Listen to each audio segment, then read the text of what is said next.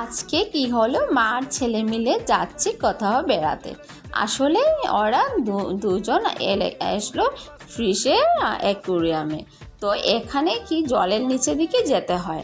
তখন জলের নিচে দিকে গিয়ে দেখলো চারপাশে একদম কত ধরনের ফিশ রাখা।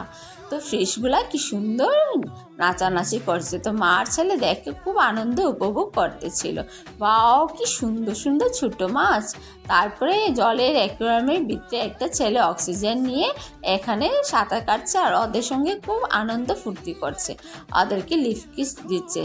দেখুন কি মজা লাগছে, মাছগুলোকে কত কালারিং, কত রঙের। তারপরে এসে গেল চিড়িয়াখানাতে। চিড়িয়াখানাতে এসে বিভিন্ন ধরনের পাখি, জীব জন্তু, এলিফ্যান্ট, গন্ডার, কত কিছু দেখতে লাগলো মা আর ছেলে। তখন গরিলাকে আদর দিল, দিয়ে ওরা বলল চলো বাবা